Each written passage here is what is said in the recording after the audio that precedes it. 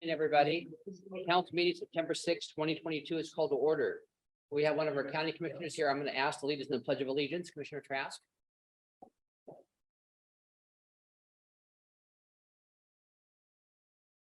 I pledge allegiance to the flag of the United States of America.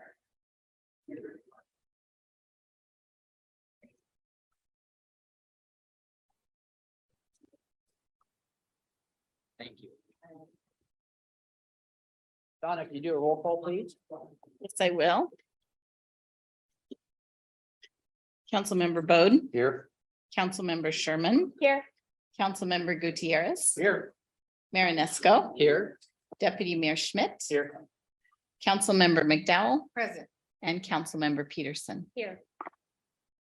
Thank you. You're welcome. Does council have any late changes to the agenda or the city manager? Mr. Mayor, I would like to move the city manager's report from item H on your agenda this evening up to item E and move everything down from there. So the manager's report, at least a portion of it, will be immediately preceding public comment. Okay.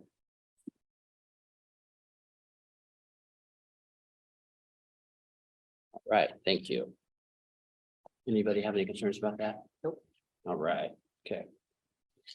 Does council members have any boards to share or reports? So, all right. Consent agenda. Is there a motion to approve the consent agenda as published? So moved. Second. All right, we have a motion and a second to approve the consent agenda as published. All in favor, say aye. Opposed, motion carries. All right, we have a presentation tonight. We have two. Amy Cooper, Vice President of the Forest Festival, has an LTAC report to share. Lodging Tax Advisory Committee. Amy. Thank you, Mr. Mayor, Deputy Mayor, and council members. I am just here to give you a recap of our 2022 Forest Festival festivities for the LTAC committee and you all. We couldn't do Forest Festival without your support, so we truly appreciate it. This year, we were really excited to be back to normal, and we had Forest Festival, all the festivities as planned. The rain did dampen a little bit of the attendance, but it was still so great to see everybody come out and brave the weather. We're not scared of a little rain around here. So let me give you a little rundown of all of the events. The Goldsboro Creek Run was back downtown this year. They had over 100 runners and walkers. They were excited to be back downtown. The Firefighters Pancake Breakfast fed 327 people. The Paul Bunyan Grand Parade saw 78 entries, which was back to our pre-COVID numbers. We had roughly about 30 vendors between Loop Field and the car show. And we estimate that about 500 people attended the steel logging show.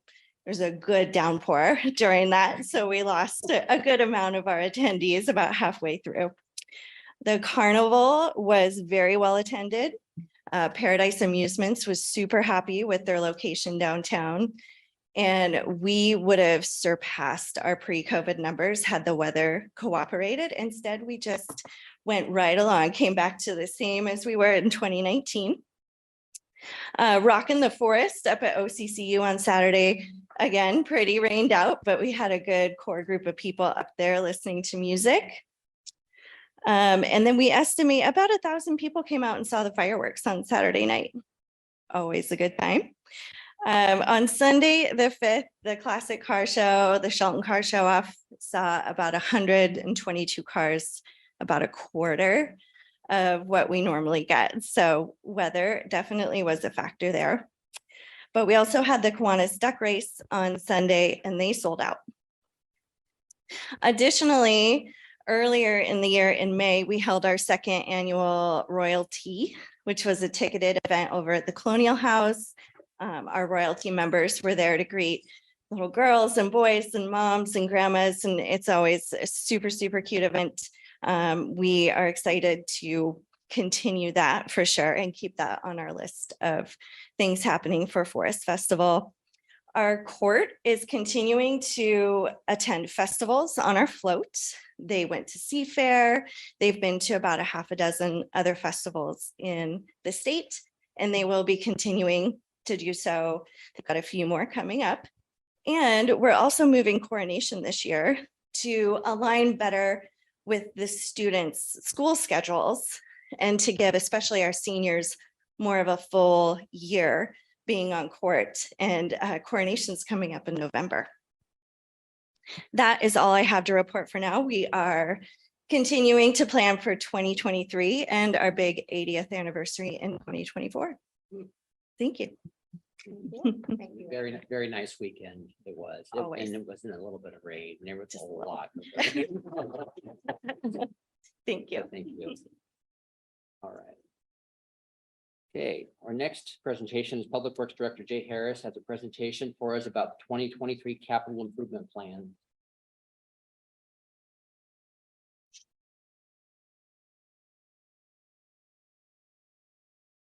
Okay, it's good to see a big crowd here tonight to learn more about the Public Works projects. This is the draft submittal to finance. This still needs to go through your budgeting process, but these are the projects that Public Works are proposing for next year's budget. I got Brent Armstrong here is going to give the sewer and storm portions of this budget. I'm going to do the street and water. There's 25 slides, okay, so I'm going to be moving a little quick. And maybe we answer questions at the end, something like that. Okay, here's a few projects that were completed. Everybody ready? Go. Here's a few projects that were completed last year. We got the membrane filters put in at the MBR plant, Park Street overlay, and we purchased a street sweeper. So the first project is $80,000 for Western Gateway. It's likely that's the road project up the street here, Railroad Avenue. It's likely they're going to be paving the project in the spring because of winter conditions will come up. And we want to put a little bit more money in for an inflation contingency for pavement and oil prices going up. And WASDOT has a process for that. Local road safety plan. This is Ken Gill, our city engineer, went out and got a bunch of money from the state. And we got some crossing improvements that we're doing at various intersections.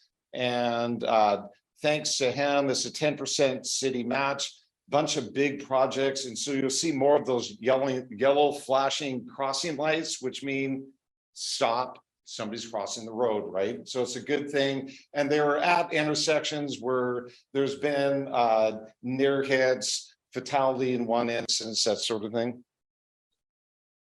A railroad crossing removal. So the railroad is no longer that served the community for years. The state actually has a grant process for this, 100%, $400,000 coming from the state to pull these transportation impediments out, which would be a really good project. It's a safety project again.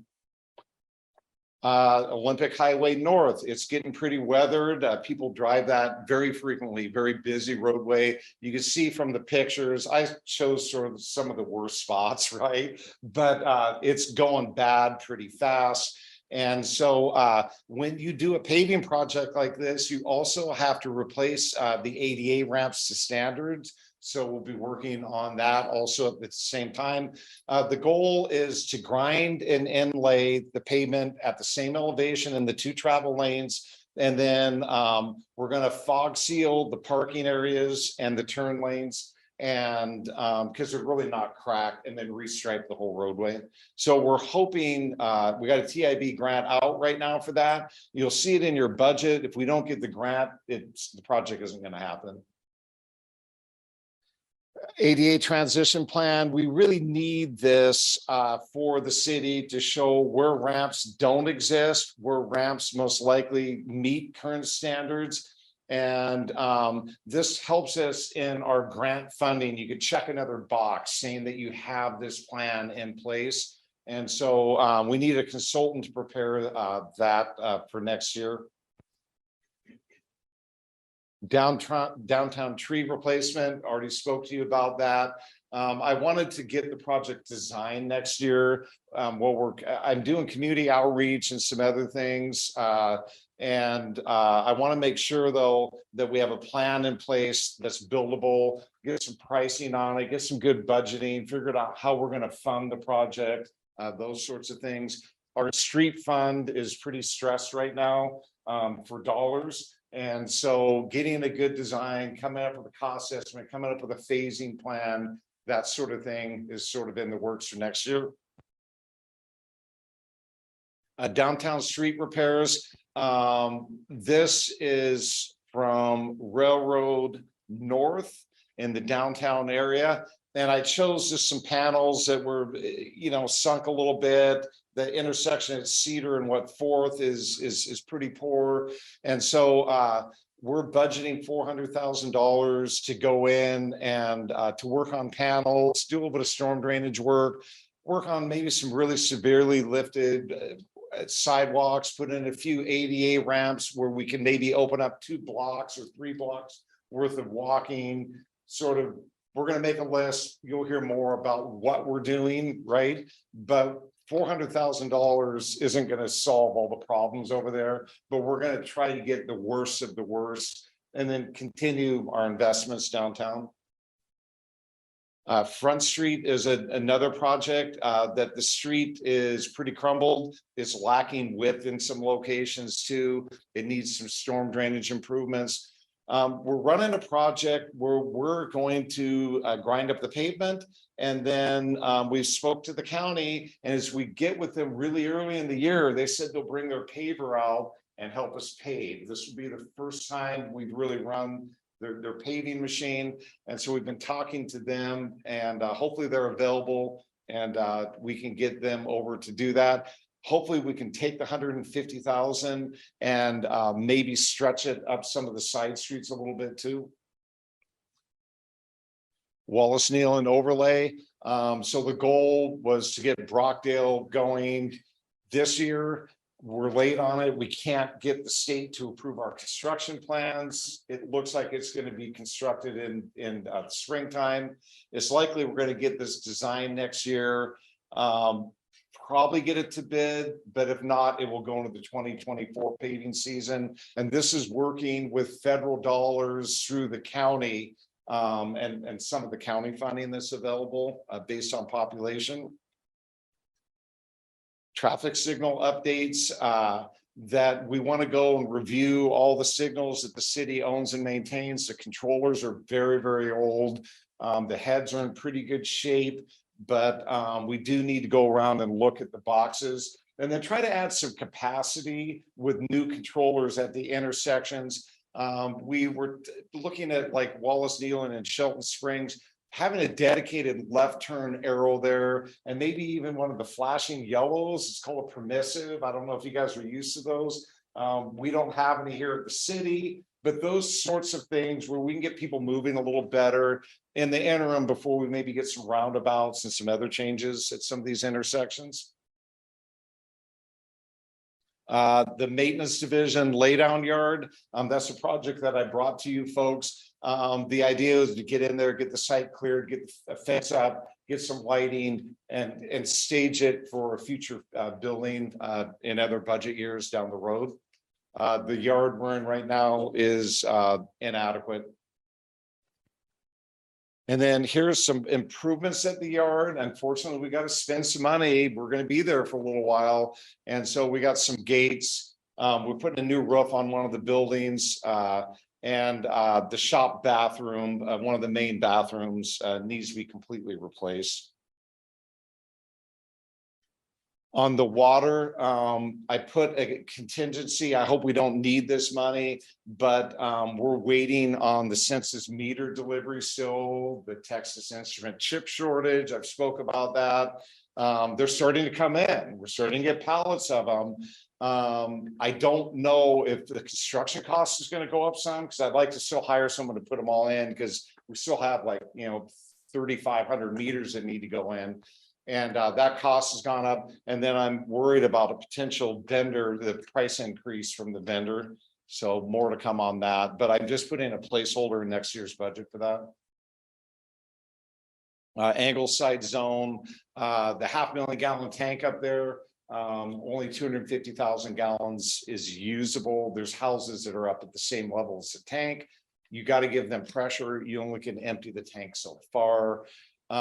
We got to finish the booster station project, and we're going to create a higher pressure zone for that a good part of the city. A lot of new development that will use that. There's also a second tank that goes in that Angleside zone eventually to complete that for the future development, to come in the next 10 years or so. A well one to high school tank project. This project is going to bid hopefully in the next 6-8 weeks. We are at 80% on the plans. We should be getting 90+% plans here in the next couple of weeks for staff to review. We're going to release this to bid. Right now, we're still within the project budget that was originally defined. This is simply last year's budget. I put $1 million in there. It's a $2 million project. I didn't put a 2, I put a 1. We have the money from the state, from the legislature on it. I'm just bringing the rest of the money into next year so we can hopefully spend it. Water reservoir study. We have in our water master plan a lot of small reservoirs. This city is going to be growing. What I want to look at is the potential of taking something like the high school tank offline that's in need of maintenance and recoatings. Maybe take that money instead and invest in a larger tank. Take those dollars that comes offline, invest in more gallons at a bigger tank. And then also the potential of bringing some of the port reservoirs in. It's an idea. I've been talking to them about it. We need a system analysis. We need to know what some of their elevations are, that sort of thing, to see what a system looks like 20 years, 10 years from now. Look out a little farther. We got a lot of small tanks. We need to invest in a few bigger tanks down the road. And so we got to identify that.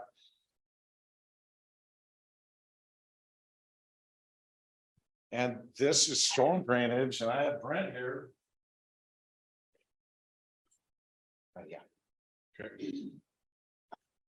This is our Bonnie Glen, our only smallest storm pump station, and it's at the end of the cul-de-sac that when it rains, everything flows down there, overwhelms the system. It's got some poor electrical that needs to be upgraded. And probably next is the satellite reclaim tank. We have the money for this, and we are going to start design, and hopefully it will be online shortly because we can hook in the correction center, who is going to be using our reclaim probably within a couple months. Front Street pipe overflow. This is the old gravity line that went underneath Goldsboro Creek. And right now it acts as overflow for when we do maintenance on either pump station. Neyland Park can still go through that, but it was a project that was in the works quite a few years ago, but it got taken back burner because the tribe and Fish and Wildlife wanted to do a bunch of projects out in the bay first. But now that they have those done, they're back looking at getting this taken through.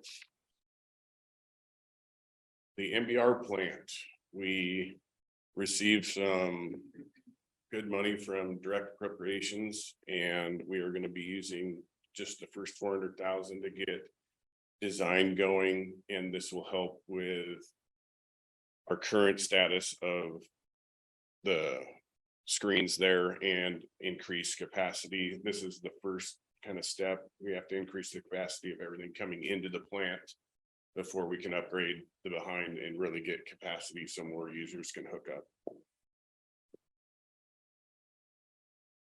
Camera van, that is our old camera van, and it is from 1992. We are they have came a long ways. They have new transit vans that are smaller. they can do smaller lines, they can get into tighter areas, and we can start our phase 2 permit inspection of our storm facilities as well as our sewer, so we can cut down on I&I. And asphalt patch truck. This is, some of you may have seen this, the old one on the left there going around town, and couple people out there patching holes. You can only do it in fair weather now. With this new one, it's designed everything on it. The ones that we've been looking at, the county just purchased one, and they are all inclusive. They have tack, the compactors and everything right on that truck, so we can do more permanent patches. And then there's a couple of public works pickups, one for the water and one for EM&R. We have some 04 pickups that we would like to replace. And with the ones that we're replacing, it's either if there's a need in another department or surplus.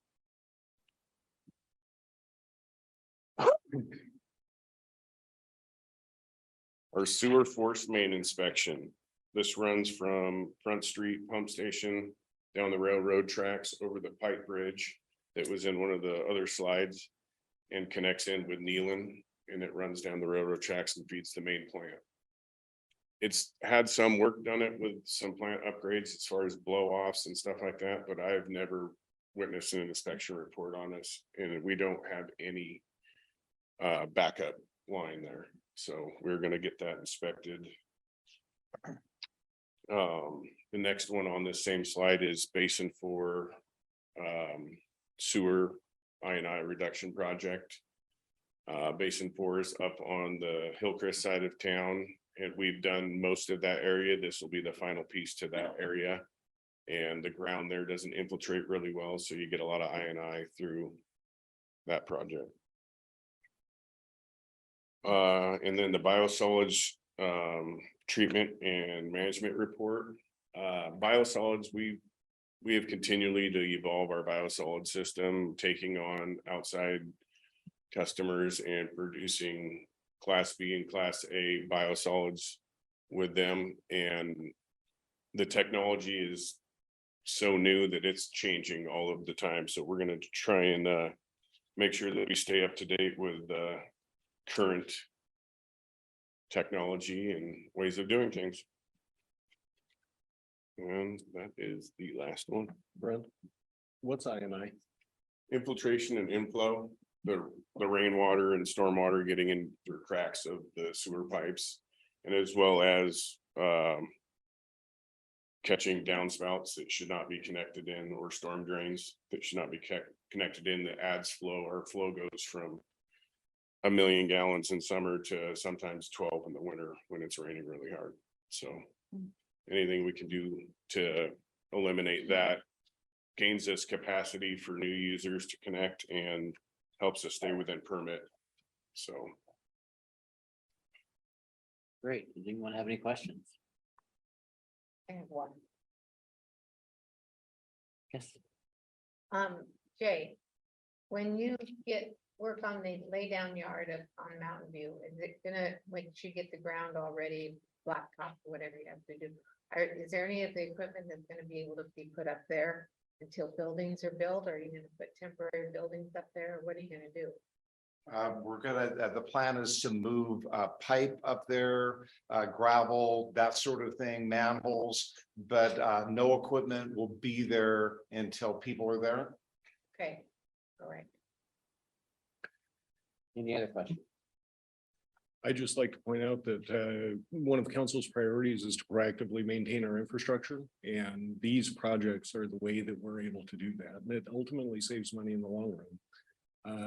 Running 18-year-old vehicles, or what was the 1992? I mean, nothing's changed much in 30 years. So it's Especially camera technology. especially camera technology. So these are the ways that we can use our public resources in a way that's most cost effective long-term for the city of Shelton. Right. Well, thank you, gentlemen. Thank you. All right. Okay, Jeff, city manager report. Thank you, Mr. Mayor, Deputy Mayor, members of council. There's a couple of things I wanted to go over tonight. And one of those, the first one, is what I perceive to be and what I think others perceive to be a significant piece of misinformation about the outdoor homeless encampment ordinance that council adopted on August 2nd. So the first part of that, that ordinance, as I've said in many public hearings, but I want to say again, because I really think that it's important for us to be clear about what we're doing. The first part of that is that ordinance was not new. It was an update of a 2015 ordinance. So those types of encampments were already permitted in the city limits with criteria. But what the ordinance did that council adopted on August 2nd was strengthen the criteria surrounding those homeless encampment opportunities. Secondly, not available on individuals' private property. It says right on the very first page of the ordinance that it requires a host and that a community organization must be the host, and community organization is also defined on the second page of that ordinance. So all the information is there, but I wanted to be able to state clearly what that information was. One of the last things that that ordinance did, among many other things, is identify camping on private property as a public health issue and identified it as a nuisance, which allows our code enforcement officers to actually address the concern. And I know there's a lot of people in the community that had concerns about homeless encampments. And this is one of the ways that the council has an opportunity to address those concerns. And you have done that. And I'm afraid that because there is some misinformation in the community, there is not clarity about what you're attempting to do. So I wanted to make sure that I highlighted that for everybody this evening again. Let's see here. Second thing I wanted to talk about is just homelessness in general. As council knows, and as Mayor Inesco and Councilmember Gutierrez sit on the homelessness task force, as well as one of our guests tonight, Commissioner Trask from the county, the city is doing everything that we can to address the homeless concerns in our community. There are 2 more meetings left. One, the next meeting is scheduled for September 20th, and that is going to be a presentation to the Homelessness Task Force Committee from a community not too far away from us. It's been successful, relatively successful in addressing this issue, and that's from Jefferson County. And we'll have a county commissioner here from Jefferson County to talk to our homeless task force about what's worked for them and learn lessons from what other people have done. If there's something that they could have done better, and point that out, we'll try to do it better. As I often tell the staff, the team here, make new mistakes, try something new. Let's do something, but let's not repeat the same mistakes over and over and over. So then the next meeting is October 11th, and that is scheduled to be the last meeting of that group because I didn't want this to go on forever with no final resolution. What I hope to have happen at that meeting of the task force is that we have between 5 and 8 recommendations for council to consider, and we'll certainly share those recommendations with our county partners. 2 recommendations as an example: short term, what can we do in the short term or more? 2 that we can do in the intermediate term, and 2 that we can do in the long term. And that's how to address homelessness in our community over time.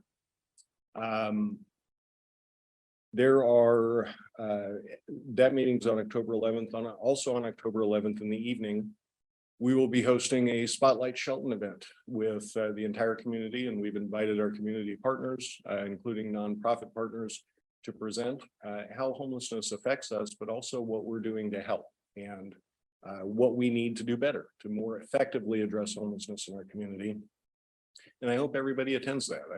I've encouraged all members of the Homelessness Task Force to attend so they can talk to community members about what we are looking at doing, kind of field test those ideas, what's happening, and to update our community on what's happening. So the key to all of this, though, is accountability. We want to provide services for the people that want help. We want to provide opportunities for folks. And the council has looked at several of those ideas. One of them being a mitigation site, which is an item that the homelessness task force is talking about. Another one being additional opportunities for affordable housing in our community, because if you create a mitigation site, but then provide no opportunity for the next step up, all you're going to have is an ever expanding mitigation site. You have to have those stepped opportunities in order to really address the issue that we see in our community and has been mentioned in public comments several times, communities around the country. There is a way to solve this and we know how to do it. We just need to vet it so that we make sure the most appropriate solutions for Shelton come from Shelton. Another issue with the accountability piece, and many of our most vocal critics have been told this in private many times in public forums like the Homelessness Task Force group, is accountability. And unfortunately, we don't have the opportunity at this point to ensure that accountability. We have a significant lack of jail space in our community. It's no one's fault, really. I know that Mason County and the Mason County Sheriff's Office is trying incredibly hard to make that happen. However, their staffing concerns are a big problem. COVID is also a big problem. We are able to get people into jail as long as they meet the booking restrictions, which is, get a little bit technical, A or a B felony. And basically those are crimes against people, right? And those are the people that you really want there. So it's understandable that there's a prioritization aspect of that. But that turns into this council looking at ordinances, adopting ordinances, and then unfortunately not having, you have to have a carrot and a stick. And we have carrots, we don't really have a stick. So we're working with our partners at Mason County to provide that.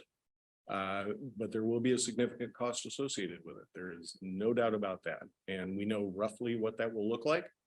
But we want to do everything we can do within our available resources to address the issue. I am concerned that if we don't use the available resources we have, that this problem, there will not be a resolution to the issue.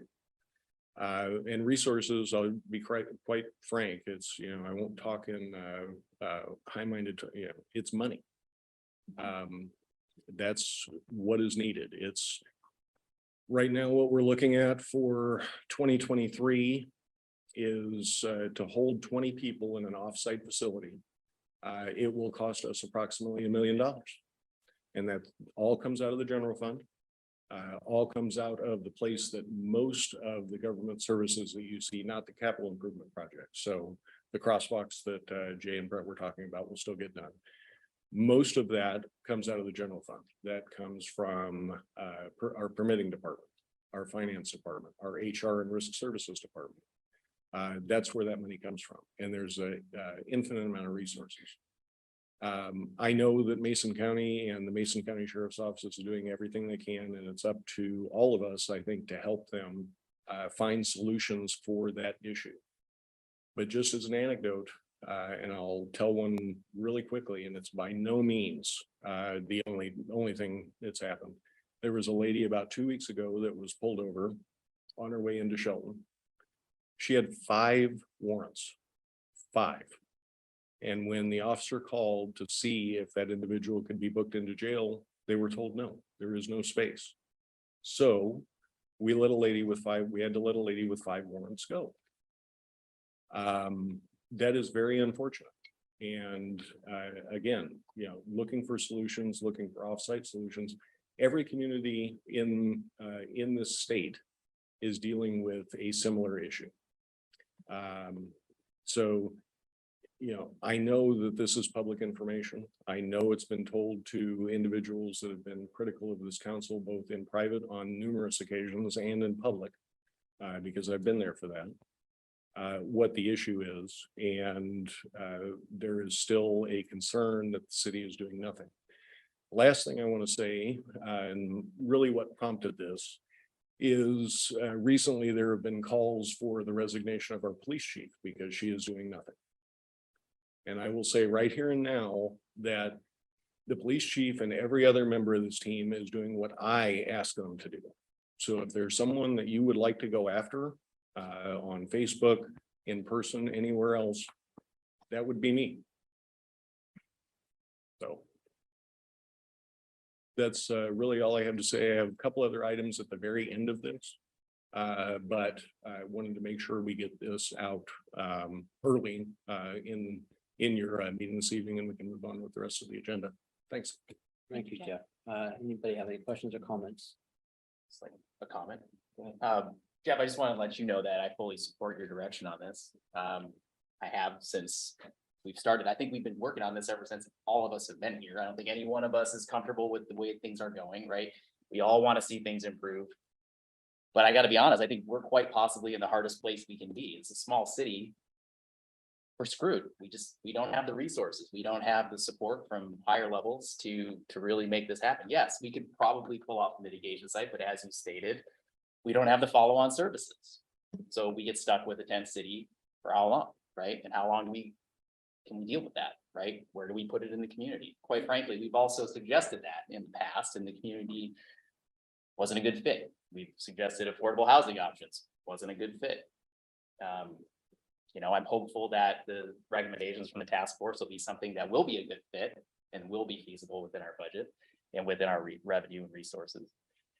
The other piece with the jail, I was also pretty upset about the fact that folks in the community are essentially saying that our law enforcement officers aren't doing anything about this.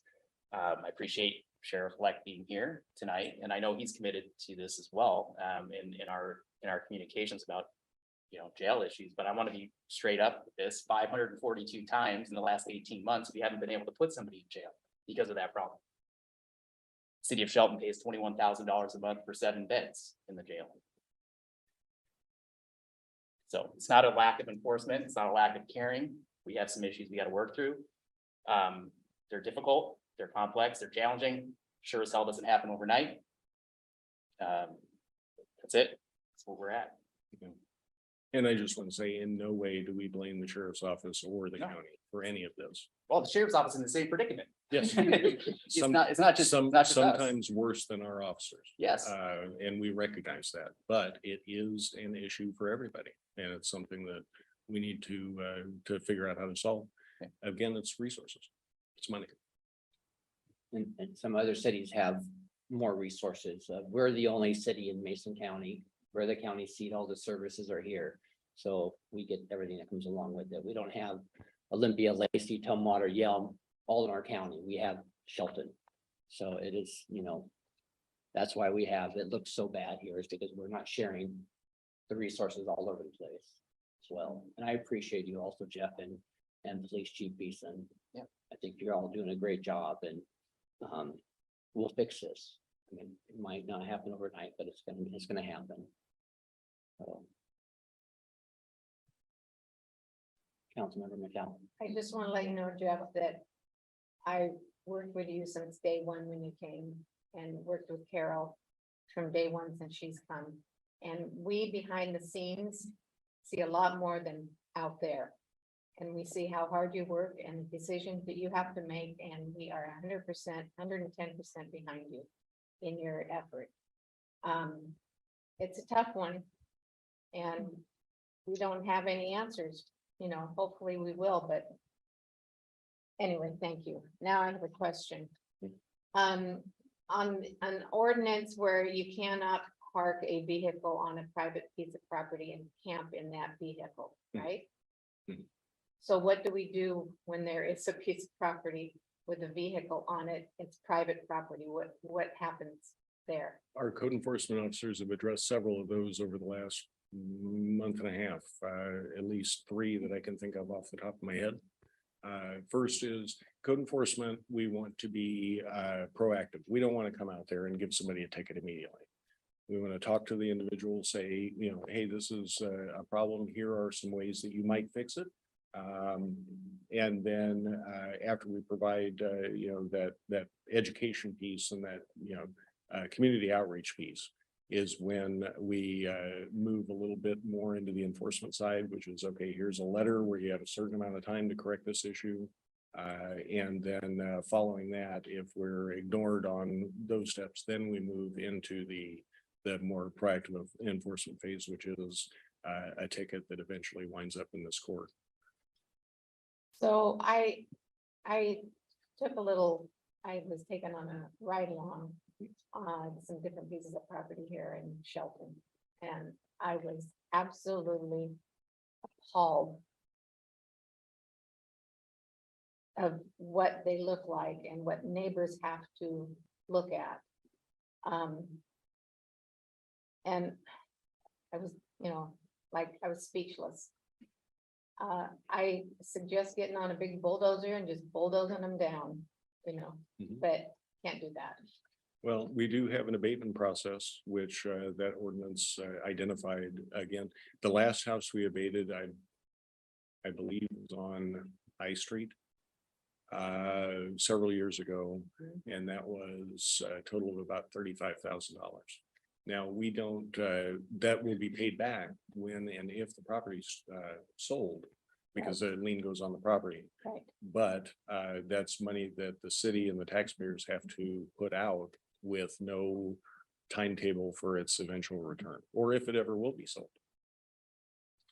Okay, all right, thank you. Sorry, good conversation. So I'm glad you brought up the property maintenance code enforcement type of issues. I know that our development code committee was kind of cold on a property maintenance ordinance, but I share the same sentiments that Councilmember McDowell does. There's a lot of properties in the community that are in very, very poor shape, and I believe people just have stopped caring, kind of thing, and it's difficult, and it's not just about something in somebody's backyard or the colors of paints peeling or whatever. This is just blatant, disregard and not being a good neighbor. I'm all for looking at different avenues to address this. I think one challenge is the complaint-based process. I don't know what a healthy balance is there, but I'd like to talk more about it. I'd like to learn more about a property maintenance ordinance. I'd like the development code committee to take another look at that, because, and quite frankly, take a driving tour through town and see how the heck do we address this. I don't really know, because apparently the way our ordinance is written right now, it's not very effective. Mayor Onisco and I have been working on an issue on Washington Street with a resident. We hear daily, weekly about the challenges there, and we know that our staff are doing what they can, but they can only go so far, right? And meanwhile, people living their lives, raising their families, are struggling to do that, and in some cases they're leaving, and we don't want that. So thanks for bringing that up. Welcome. And one There- more thing on that is that we don't want to make the city an HOA city. Right. But we do want to make it neighborly. You can look over the person's yard next door and it looks decent.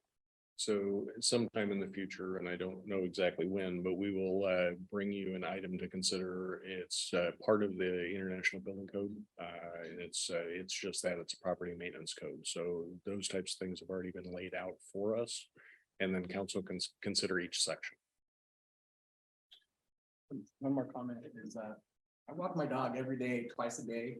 I see the council members here all the time, say hi and wave. My name, many of you. And I want to say that I actually feel safer in the past few years with Chief Beeson here. And that things have been like environmental design in certain areas. Oh, I'm so glad they lived up those bushes so I can see what's going on here.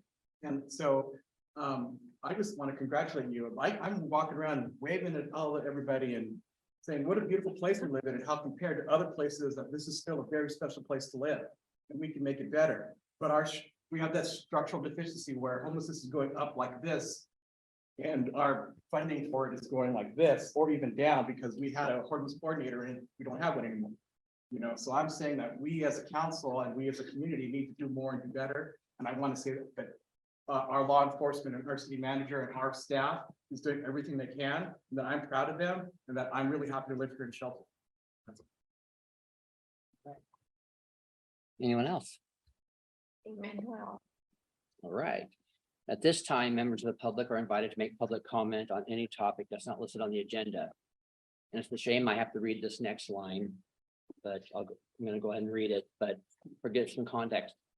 2 weeks ago, one of our speakers was called a derogatory name in these chambers. And that's just really uncalled for.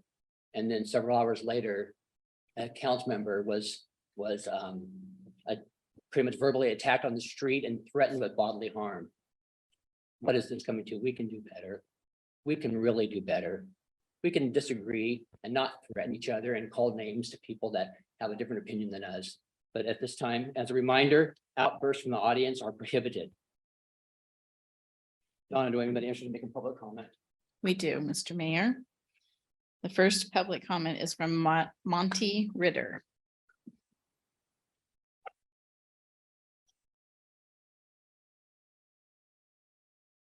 Thank you.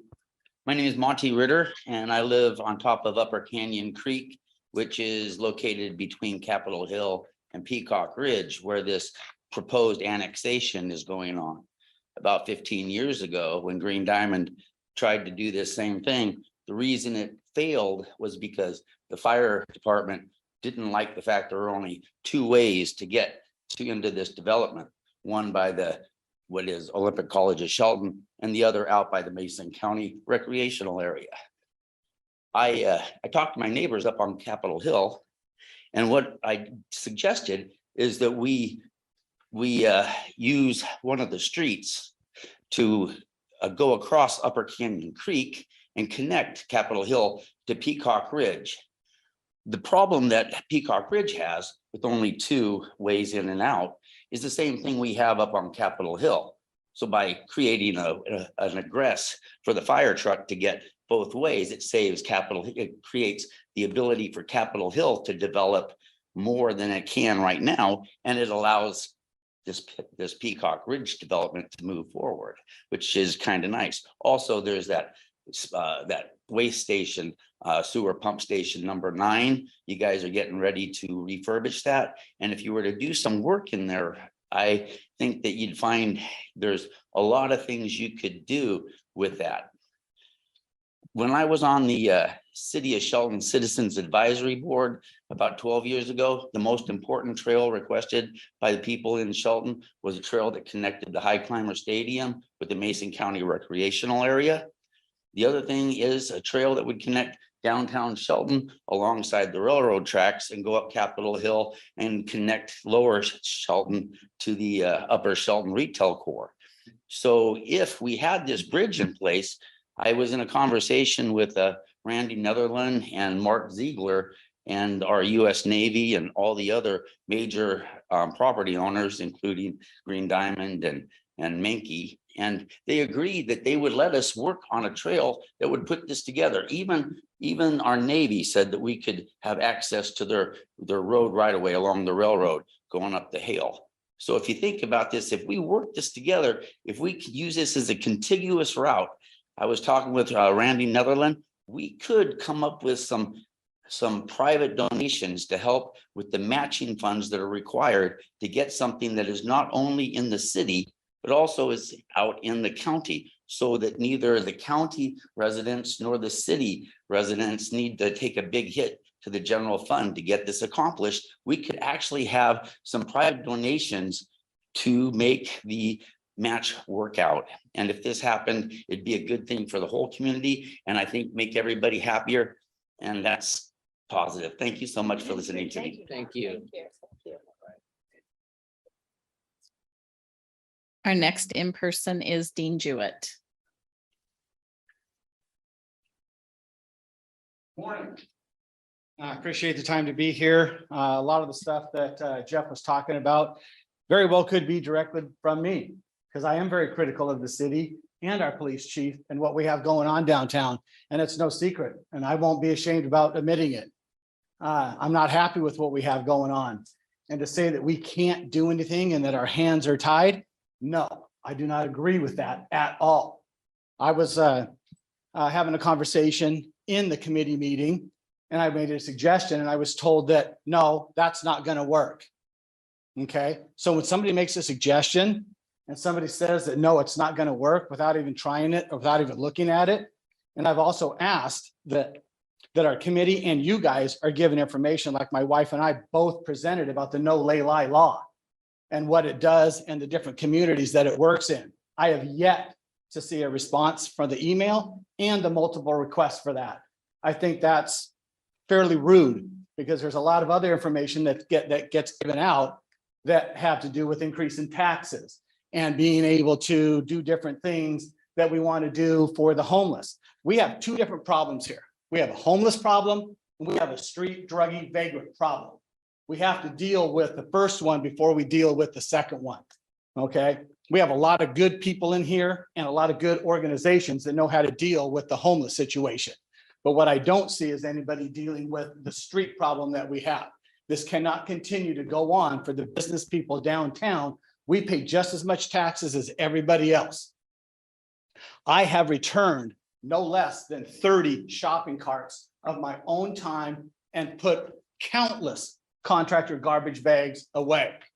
Okay, why do I have to do that? You know, where's our city in doing that? Why should our city have to do that? What about, Jeff talks about accountability. Okay, what about the accountability for the individuals that are putting that there? How many times do we have to call in on the white pickup truck that gets to drive around and just get a little warning because he moves to a different location? What about the gentleman that turns his generator on in a neighborhood inside of a car? I go, you know, how many times does that guy get a move? How many times do we have to follow the junk heap that follows around that ended up being parked up by the Dollar Tree that had the state patrol, the city police, and the sheriff's office all around it, and multiple times? That truck is severely overloaded and illegal and unsafe. Why is it allowed to continue to go around town? And I'm sorry, I will not go away until we stand up. And these are tough choices and they're not comfortable to make. But this isn't about being comfortable. We have to make these tough decisions. I'm happy that we have Jefferson County coming in. Let's bring some other people in that have got this problem solved. Thank you.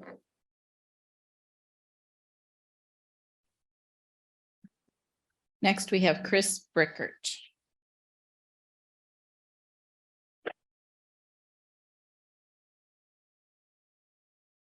Good evening, everyone. I'm here representing the Board of Directors and the staff for Community Lifeline, which is the local homeless shelter here. But before I get started, I really want to express how thankful I am for the homeless task force that is working, and I'm hearing positive results about the future. So I'm going to keep my comments tonight to the current issues with Community Lifeline. Most of them have to do with funding and support, but we are actually in dire need of support and of funding. And we have the cold weather coming just around the corner. And what I want to share is that Community Lifeline has been working and operating at a 15-bed capacity due to funding restraints and need for required and appropriate staffing ratios to house a full 35 beds in the facility. Last year, we had freezing weather, so we were allowed to operate under an emergency status, and we were permitted to increase to 54 beds. Beginning in October, which is only a month away, we will be expected to increase the capacity and return to 24/7 services. We simply will not be able to sustain that. I'm very concerned about the sustainability and the future and the immediate needs right now of Community Lifeline. If we are expected to open at these levels and support this financially, right now, today, it just isn't there. We constantly apply for grants. We've even hired a grant writer. We get some, but they're very small amounts these days. I have my own reasons why we may not be getting bigger grants, but it's not the appropriate time and discussion for that right now. But the smaller grants sometimes are taken up by just keeping the building open for utilities. And it's becoming increasingly difficult to get the larger grants. During COVID, we lost many volunteer dinner teams. We had almost every night covered by volunteers that would cook meals, donate the food. 2/3 of those teams went away during COVID, and lots of them have not returned. The meals on an average are about 60 a day, sometimes 70 or 80 a day. So it's another huge expense. We are working currently to recruit more dinner teams.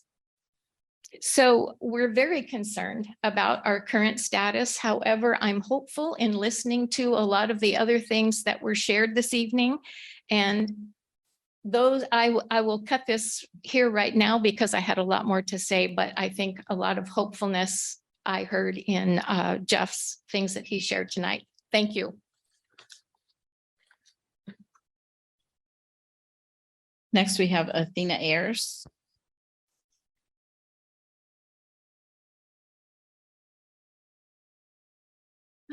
Hello, everyone. Thank you for having me. Just as a side note, I would like to publicly say that I am very pleased with Chief Beeson and our law enforcement and the partnership that we have with them at Community Lifeline. We could not get the support we need for our clients without your guys' support. So I truly appreciate you. I'm here, though, however, to discuss some things that were said in our last council meeting about removing services or access to services from homeless people, and talk about why that would not be a wise decision aside from basic human decency.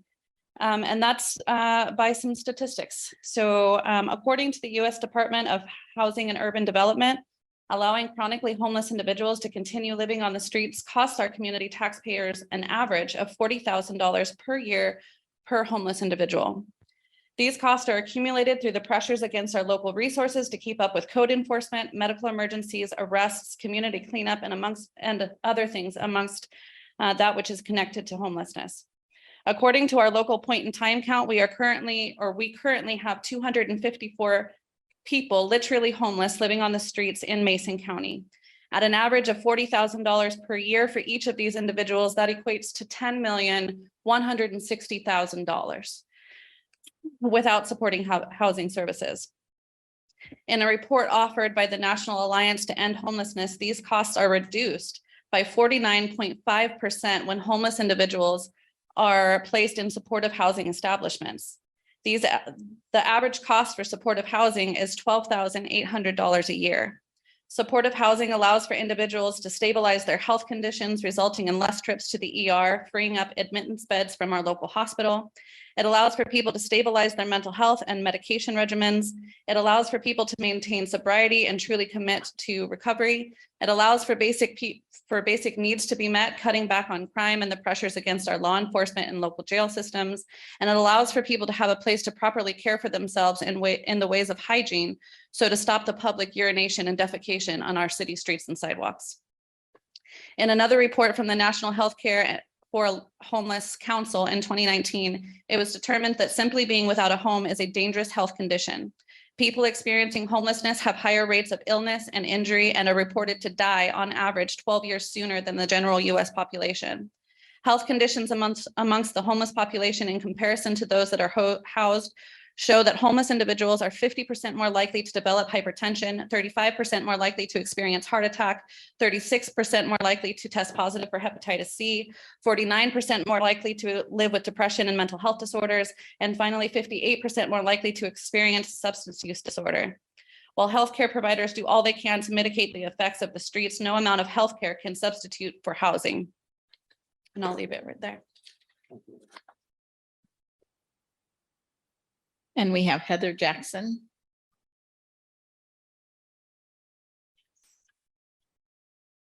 Hi, I'm Heather Jackson. I'm here with my daughter Ruby Jackson. We live in Lilywop in Mason County.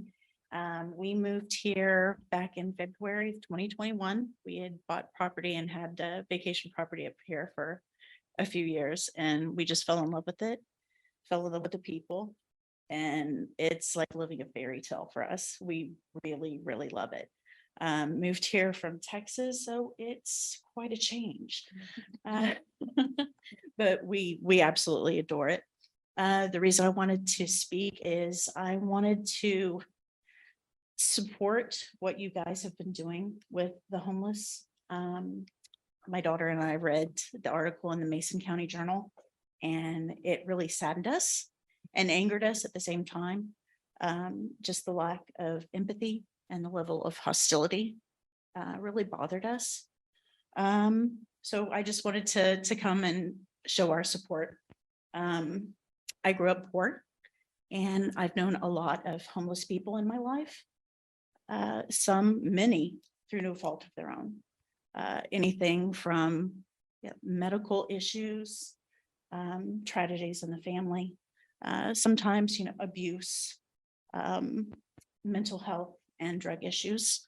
But it seems like the general consensus of most people is just to sweep it under the rug.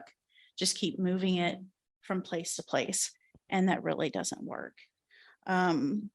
So I think that cutting any services would have a detrimental effect on homelessness. But yeah, that's all I wanted to say. Thank you. Thanks. Mary Eagleson.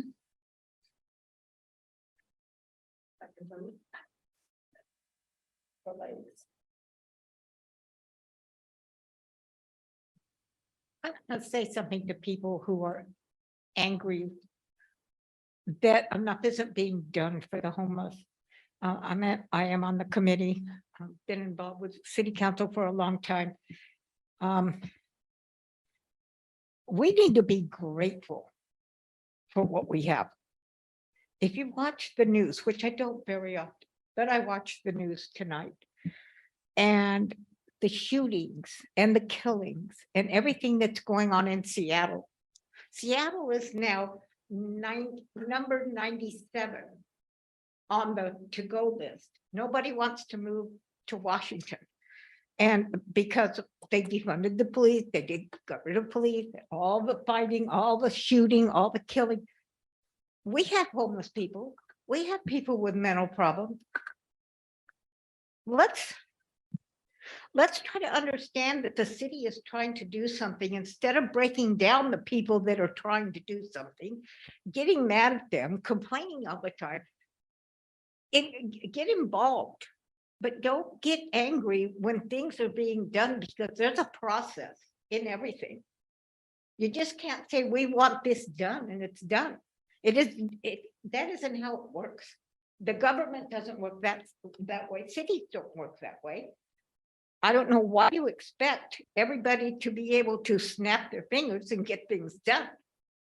And when we have a committee that's trying to do something, people keep getting upset and getting angry and saying, there's more to be done. Well, if there's more to be done and you know about it, then you bring it to the committee and you tell the committee that you have a solution. If you don't have a solution, don't get mad at the committee and don't get mad at the council, because everybody's doing everything they can to keep Shelton as best they can. That's all I have to say. Thank you.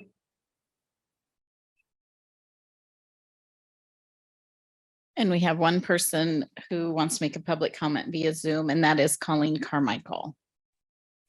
Hi, I'm Colleen Carmichael. I'm the Executive Director for Quixote Communities. We provide permanent supportive housing for homeless people with services. I like to bring statistical and factual information for your consideration. Just so you all know, in the state of Washington, grocery clerks make approximately $34,000 a year in salary. Baristas make approximately $34,000 a year in salary. And retail salespeople make approximately $37,000 a year in salary. A studio apartment is $43,200. So it is not difficult to understand why so many people are struggling right now to stay housed when you have a gap that wide. To Athena's point, she mentioned all the statistics for health markers for people that are unhoused. I want to tell you how that changes when they are housed. Diabetes unhoused is 18%, housed is only 9%. Heart attacks go from 35% to 17%, hypertension 50% to 29%, depression 49% to 8%, and substance use goes from 58% to 16%. I'm telling you this because I know myself and other providers of these services work very hard to provide the support that people need once they get housed. Living on the streets is not a way for people to succeed. And the only way I know that we have been successful with is housing them with supportive services. There is not enough funding for that. However, there are creative and successful ways that we have found that we can do it. And we have been able to continue to build villages from what started as an encampment.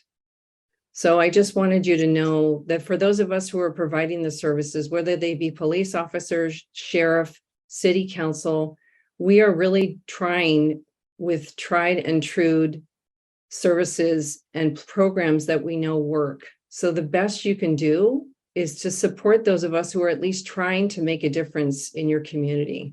Thank you.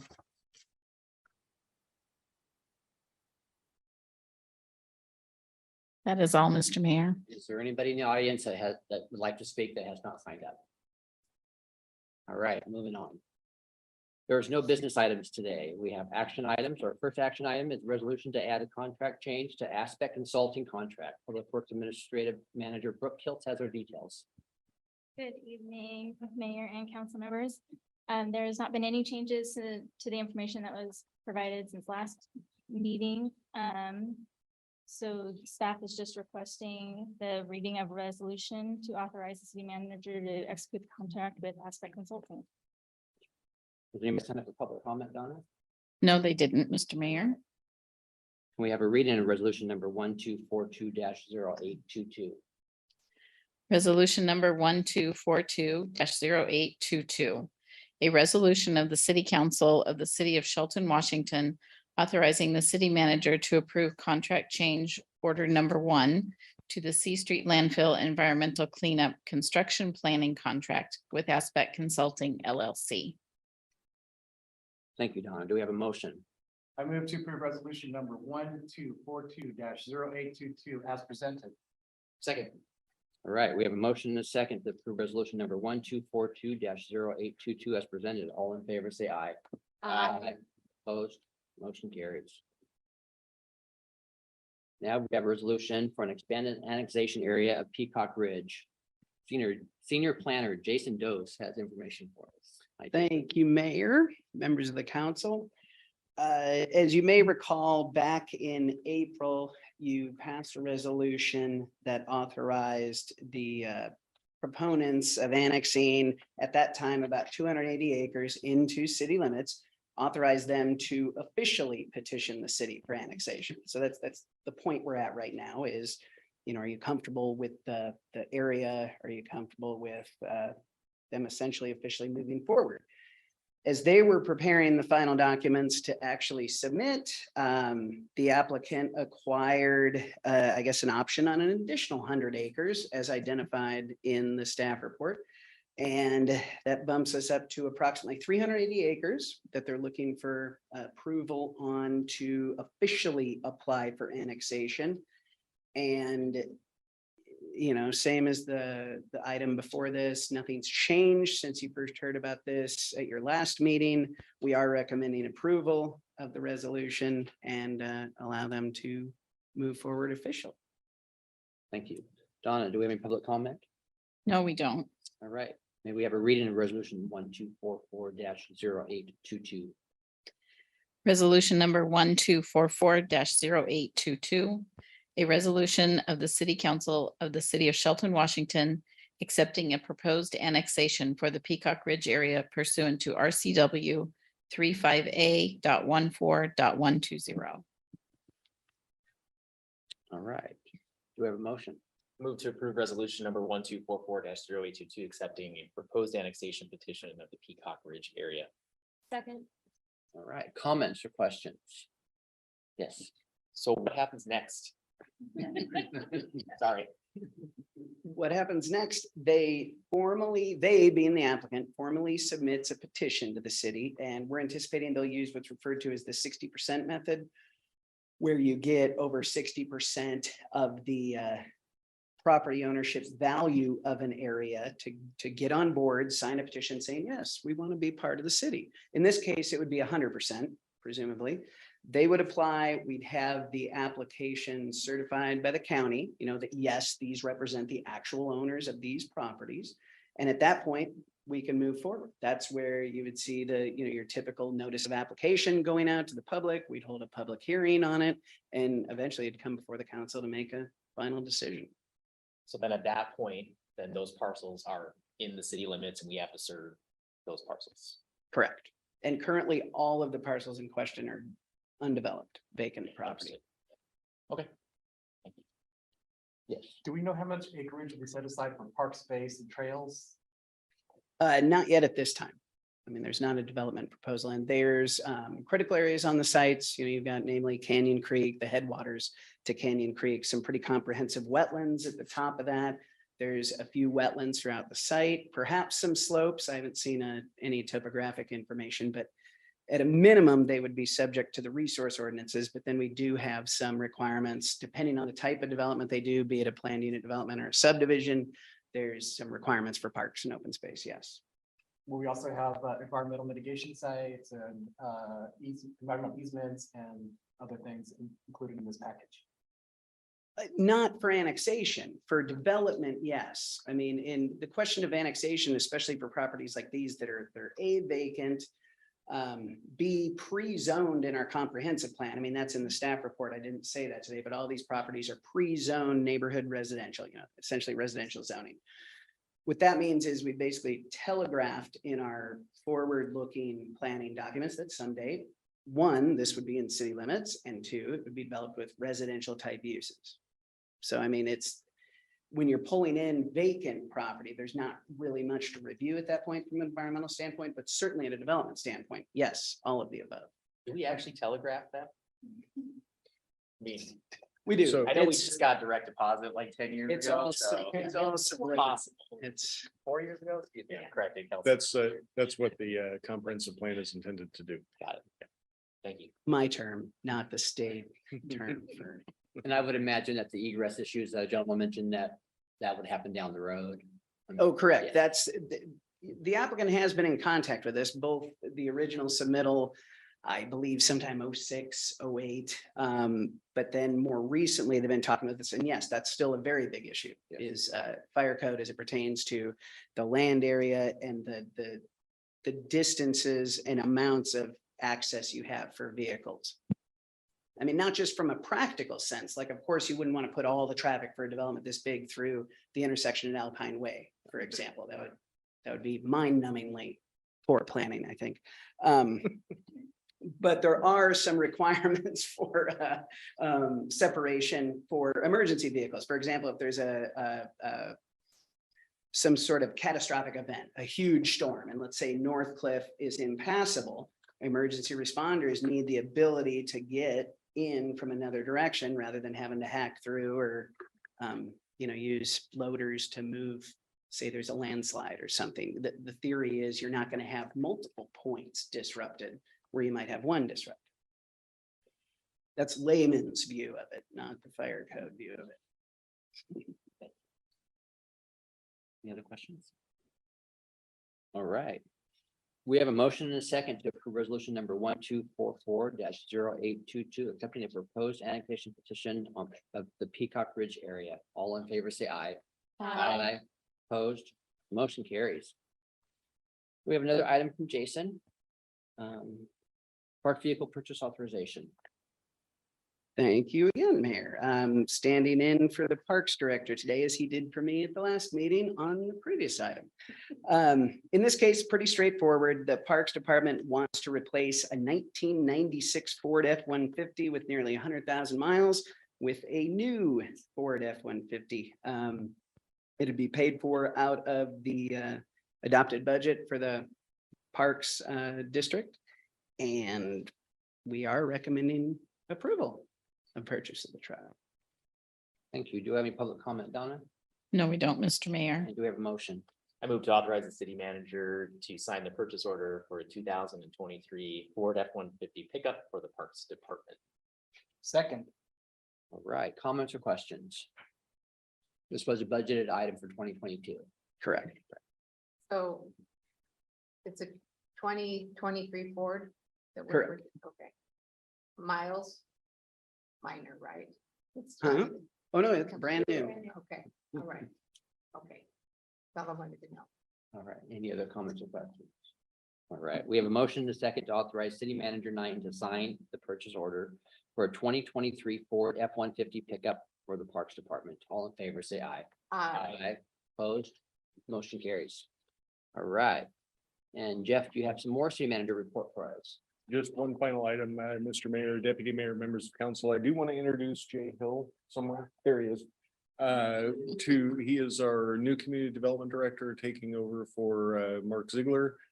Jay comes to us with a tremendous amount of experience throughout the state of Washington and Alaska. So both he and I have that in common as well. I really want to thank Mark for the work he's done over the last 4 years. And as he transitions to his passion. So that's a good thing, I think, for everybody to support, and we're very happy to welcome Jay on board. Now we have 2 J's and both their last names start with H, so you can figure, you can guess how it's been going the last couple of days. So welcome, Jay. Welcome. And thank you for having me. I'm really excited to be here. There's a lot of really great projects that are coming forward, and you know, from a planning perspective, a lot of potential to do some very cool things for the community. So thank you for having me and for hiring me, and glad to be here. Thanks. So will this be J1 and J2? No, he'd be J2. He'd be J2. We've been playing, Right, we're- J1 and J2. we've been playing with that. We haven't settled on that yet. All right. Council have any new items for discussion? Oh, I'm sorry. Were you done, Jeff? I am done. Thank you. Council have any new items? We ask looking ahead. No, I'm not done. Excuse me. So we have started doing a new looking ahead feature with Mason Web TV, which I think is a solid communication piece for our community. And I did want to mention at our next study session on the 13th, we will start our first kind of City Hall 101 is how I envision these things looking, talking about people, how you walk through the permit process. What are all the steps involved? Who reviews what, that kind of thing. So people get an understanding. You don't, you know, submit a permit into the black hole of City Hall, and then a couple weeks later, something comes back out. The other item that we'll be talking about is one that council asked for us to take a look at, and that is the homeless outreach coordinator that was funded in the 2020 budget. But unfortunately, that position was filled for about a month before COVID hit, which changed everything. So we'll be talking about that and vetting options. At the next meeting on September 20th, we will have a LTAC report from the chamber and several contracts for council to consider with our government relations contract person, along with our your judge and court security officer. That's all I have. Now I'm done. Thank you. All right. Now does the council have any items for discussion? Yes. Just one, no expectation of very detailed answers here, but C Street. So we just approved another amendment with Aspect Consulting. What's sort of can you sort of go through what's coming up next with C Street and what we ideally would be looking at for a timeline on when that is developable land? Sure. So the 4 acres that needs to be capped will not be developable. Right. It sits on a 13-acre parcel. Those 4 acres will need to be capped as discussed in the plan that Ecology had recently approved. And then will need to be fenced and monitored continuously for a period of years. But that period of years is, I don't remember specifically what it is. I can provide that to you if yeah, it'll be my lifetime, I'm sure. But the remaining area, we will be free to work with outside of some buffers, which won't be significant. So there'll be approximately 9 acres available for development there. The next step is to issue bid documents to the construction specs that Ecology had approved, what, a month and a half ago, whatever it was. And we expect to release that bid. Jay, help me, October, something like that, J1. J1 here. So the C Street landfill documents, we're waiting for Miles Resources to give us a release. Their attorney is working up a document. Some of the landfill from the 30s, 40s, or 50s, you can pick, went over the property line, it's on their property. We need right of entry from them. Their attorney's working on that. That's the holdup. We can't release a bid document because I don't have permission to enter a small piece of their property. So that's where the holdup is. We spoke to Miles today and they hope to get us some things to our attorney yet this week. So we're hopeful of that. So we ought to be releasing the bid for, contractors to take a look at and hopefully bid on after that issue is resolved. To confirm, we're likely fully funded to do the work, correct? We have the resources that we expect to handle a contract. We are very concerned about construction costs going up, as we've seen with any number of projects around. So we won't know that 100% certain until we receive the bids back. Excellent, thank you. And we're hopeful that Miles Resources is one of the bidders. They're right next door and they got a lot of machinery sitting in there. So we'll see. Be awesome. All right, thank you, thank you. Any other new discussion? Jeff, I just wanted to congratulate you and the staff for maintaining our parks, and we had a beautiful activity last week within the park with everyone involved, and everyone's back out being happy, and part of the environmental design that made that one shady area is gone now. We have a very nice park in Bluefield. And also I want to thank you again for the summer program that went on, the music in the park, and also the movements in the park that you guys brought and you guys executed. And so I wanted to thank you. I want everyone to imagine what a beautiful place, not just imagine, but live the beautiful place that we have here. Wanted to thank Deidre and the Chamber of Commerce for making downtown really beautiful in the Christmas. And I have a 5-year-old friend who's nostalgic for that back. Let's do the same walk we did when it's Christmas time. I said, okay. So I just want to say what a beautiful city we have, and I'm proud to be a city council member here and a resident, and that I love that we are all active in here and specifically engaged. And I just wanted to thank you, and that we have more of that in the future. Absolutely. We can thank our community partners for the music in the park. That's a great event. And our movies in the park was successful this year. We hope to expand it next year. And there's a family fun fest going on September 24th. I don't know at Newland Park, but I don't know if that's a city council. Oh, no, that's not a city council thing. Am I allowed to bring that up? But it's a fundraiser for community Lifeline on 24th of September at Newland Park. So please be there. Music, fun, and face painting, and what it's really like to be in a small town and supporting each other. Thank you very much. That's all I have. And one more thing, Miguel, I appreciate the passion you have for the parks. I always tell Mark, he's heard it for years from me, that a city and a county will flourish if they have parks. And parks are so important, trails, parks, whatever, is one thing that makes cities grow healthy. So, thank you. Thank you. Right, anyone else? All right, this meeting is adjourned at, our next council meeting will be Tuesday, September 20th at 6 p.m. We also have a study session Tuesday, September 13th at 6 p.m. This meeting is adjourned at 7:23 p.m. All right.